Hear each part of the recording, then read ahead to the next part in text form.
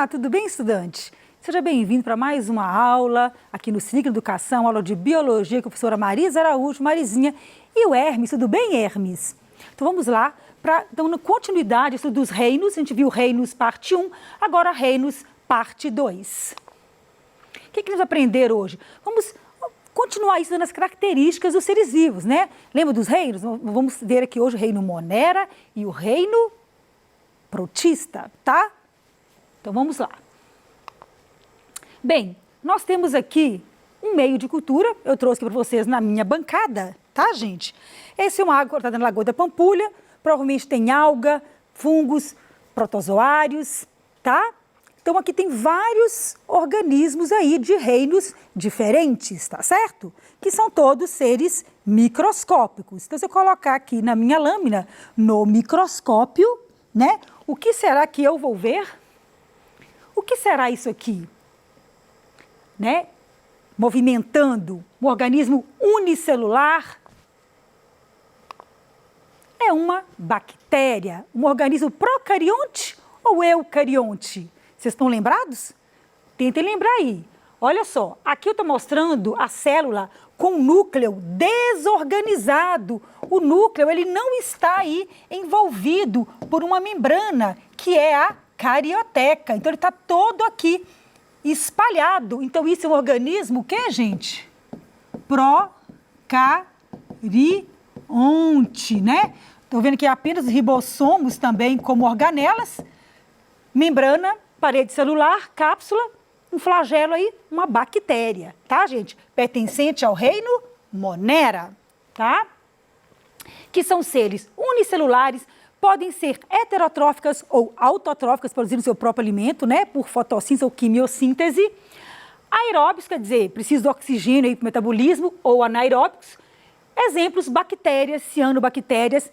E nós temos também aqui no reino Monera as árqueas, né? Que são aquelas bactérias que vivem em ambientes extremos, né? Como em lugares muito quentes ou muito salinos ou em pântanos, né? Que são aí as árqueas, todas juntas no reino Monera. Lembrando que Uzi quebrou aí o reino Monera e criou 3 domínios, que está acima de reino. Por quê? Aqui no caso ele separou bactéria de árquea, porque ele percebeu que árquea tinham características genéticas aí, ligadas aos RNA ribossômicos mais próximos dos eucariontes. Então dividiu aí em 3 domínios, vocês lembram? Árquea, bactéria e eucária, que vai abrigar então os demais reinos, né? Protistas, fungi, plantae, animalia, né? Só relembrando da aula passada. As bactérias são os grupos mais bem estudados dos procariontes, tá? Lembra que elas causam doenças também, tem uma importância médica aí, né? Elas podem ter diversas formas, cocos, diplococos, streptobacilos, podem ser flageladas. Olha aqui, vibrião da corda, parece uma vírgula, né? Espiroqueta, espirilo, conjuntinho aí, ó, de bolinhas, né? Formando uma tétrade, estafilococcus, streptococcus, que é uma fileirinha de cocos. Então, elas podem ter vários formatos, tá ok? E são muito importantes aí, tanto na questão médica por causa das doenças, e também elas são decompositoras, são importantíssimas aí na reciclagem da matéria orgânica. As bactérias podem produzir por divisão binária, que é assexuada, ela tira uma cópia dela mesma, esporulação e conjugação. Vou explicar esses 3 só, existem outras formas, tá? Olha só, nessa meu GIF aqui não mexeu, era para ela estar dividindo. Uma reprodução assexuada por divisão binária, onde tem uma célula e ela divide-se em 2, tá ok? Que é a forma mais comum aí de divisão de bactéria. A conjugação ocorre uma transferência de DNA de uma bactéria para outra. Enquanto a divisão binária não mistura o material genético, né, a reprodução assexuada, alguns livros consideram aqui como sexuado, mas a maioria não. Acontece aqui uma transferência de plasmídio, que é um DNA circular, de uma bactéria para outra por um peeling, como se fosse uma ponte, tá? Então, é uma transferência horizontal, que vai então aumentar a variabilidade genética, tá? mas não formam um outro ser vivo. Então, muitos não consideram como reprodução sexuada. Vamos fazer juntos. Quais são as importâncias das bactérias? Eu já falei, ecológica, né? São as grandes lixeiras do ecossistema, fazendo a decomposição da matéria orgânica, né? Todo ser que vai morrer vai ser decomposto por bactérias, também por fungos. Então, ali na cadeia alimentar, são importantíssimos na cadeia alimentar, devolvendo aí, né, todos os nossos nutrientes dos organismos para o solo, que vão voltar de novo para a cadeia alimentar, fazendo a reciclagem da matéria, ok? E importância médica, diversas doenças causadas por bactérias. Vou tratar numa aula à parte as doenças causadas por todos esses micro-organismos, ok?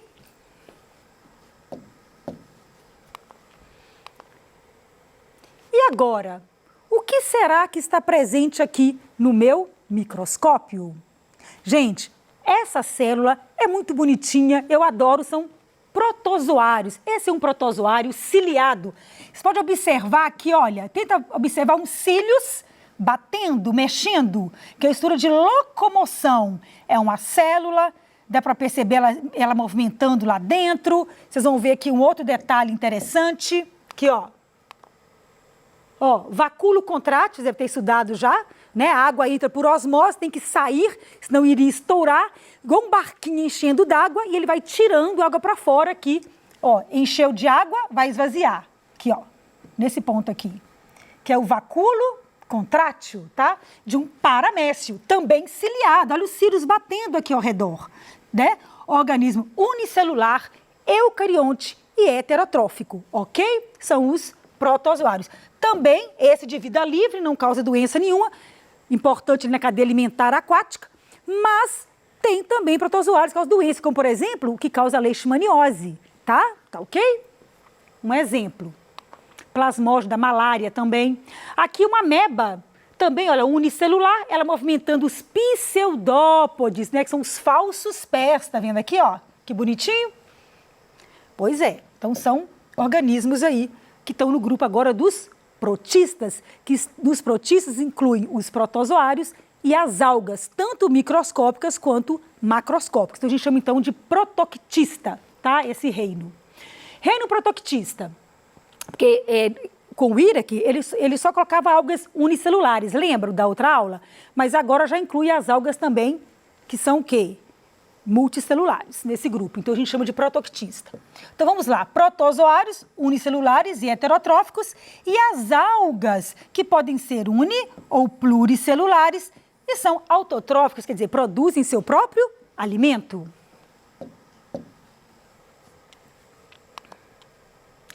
Os protozoários são diversos e a gente costuma formar grupos de acordo com a locomoção. Por exemplo, a ameba, que olha, que movendo por pseudópodes ou falsos pés, um prolongamento aqui do citoplasma, é do grupo dos sarcodíneos, tá? De vida livre, mas também são parasitas, né? Causa doença, amebíase.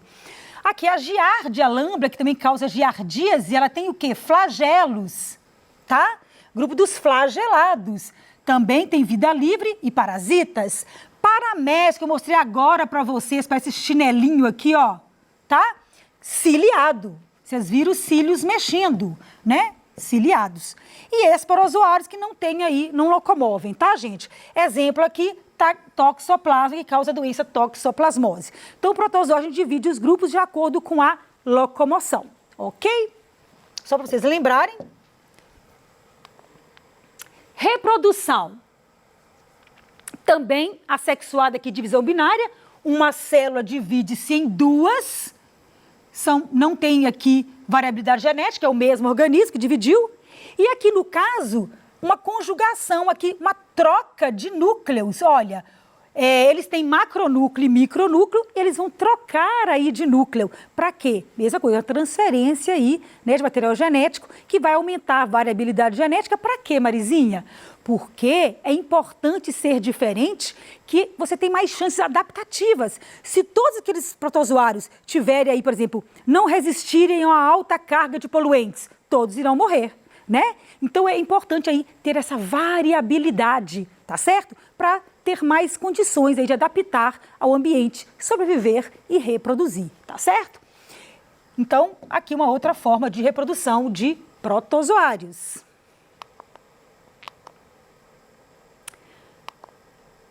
Que seres são esses? Agora é com você. Observem, parece planta? Sim, mas isso são o quê? São algas macroscópicas. As algas também estão aí agrupadas junto com os protozoários, né, no grupo protoctista, que é um grupo aí que é polifilético, né, não é um grupo artificial, porque eles não todos são descendentes de um mesmo ancestral, né, é um grupo meio complicadinho, tá certo? Então aqui nós temos algas macroscópicas, algas verdes, algas pardas, algas vermelhas, e aqui algas microscópicas, tá certo? Que são aí importantíssimas na produção de oxigênio. A Amazônia é importantíssima para o clima, mas a Amazônia não é pulmão do mundo. As algas são o pulmão do mundo, pela produção aí de oxigênio, né? Ah, e que fenômenos são esses? Olha só, um mar todo fosforescente, parecendo luzes assim, por exemplo, vagalumes no mar. Sabe o que são isso? Um tipo de alga, nós temos algas pirrófitas, algas rodófitas, diversos tipos de algas verdes, clorófitas, né? Lembra? Faeófitas, algas pardas. E aqui nós temos os grupos de algas chamadas de dinoflagelados, do grupo das pirrófitas, que aqui no caso, elas vão causar aqui, ó, são dinoflagelados, um tipo de alga unicelular, que vai causar aqui um efeito chamado de bioluminescência. Produz luz, mesmo fenômeno lá do vagalume, né? É uma oxidação da luciferina, que é uma substância que vai produzir, então, aí essa luz, tá certo? Olha que interessante. Mas isso acontece, geralmente, por modificações naquele ambiente, salinidade, minerais ali na água e também poluição, tá certo? Então dá esse bloom de algas, né? Muitas algas, e ali tem muitas algas que também produzem toxinas. Então pode causar aí essa toxina passando na cadeia alimentar e chegar até ao homem, tá certo? Então é bem complicadinho.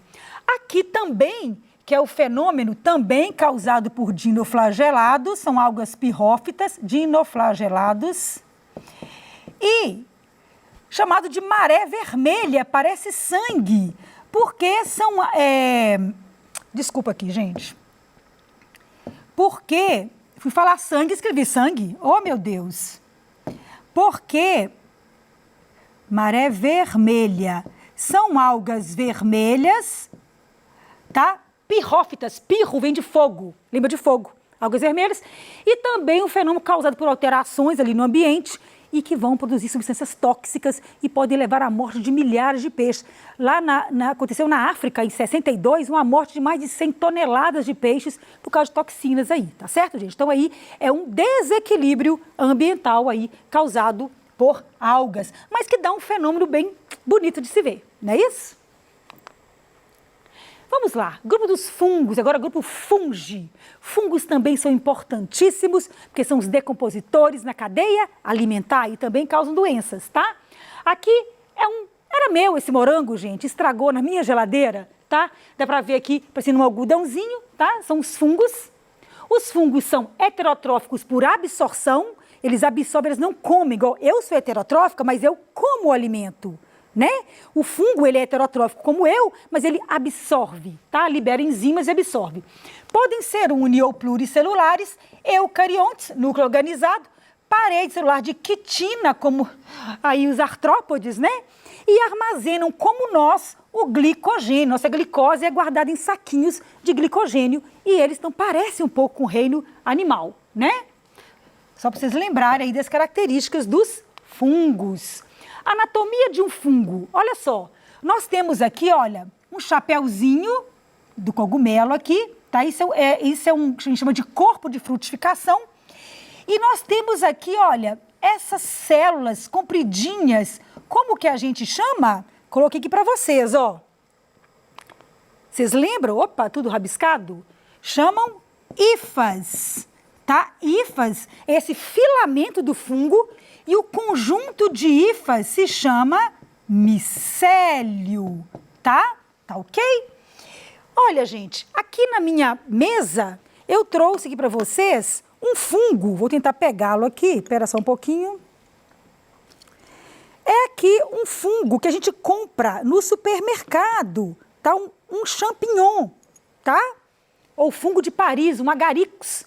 Esse é um fungo com corpo de frutificação, é um fungo pluricelular, tá certo? Dá ver o chapéuzinho direitinho, aqui um pezinho, tá? E aqui embaixo que ficam as estruturas reprodutivas, produz esporos que caem no chão e vão o quê? Germinar, tá? É um fungo comestível. Nem todos são comestíveis, tem fungos que causam aí, que são alucinógenos, né? Tem que saber qual que pode comer, tá certo? Então esse aqui, mostrando o que é um corpo de frutificação, é um corpinho, tá vendo?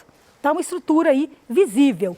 E nós temos aqui, olha, eu trouxe para vocês aqui um fungo microscópico, que é o Saccharomyces cerevisiae, que é o fungo que é usado para produzir cerveja e também o pão. Por quê?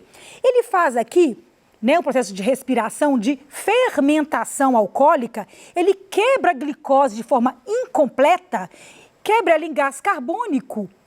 Ah, e álcool. O álcool é usado aí na indústria para fazer o quê? A cerveja, a bebida alcoólica.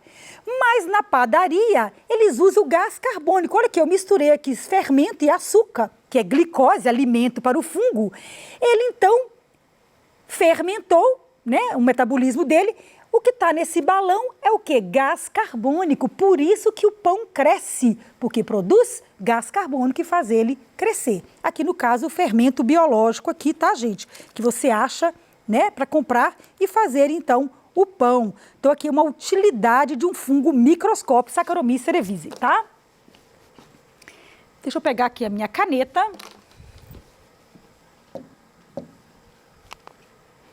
Lembrando aqui que os fungos são importantíssimos na cadeia alimentar. Cuidado, tem cadeia alimentar que vem errada.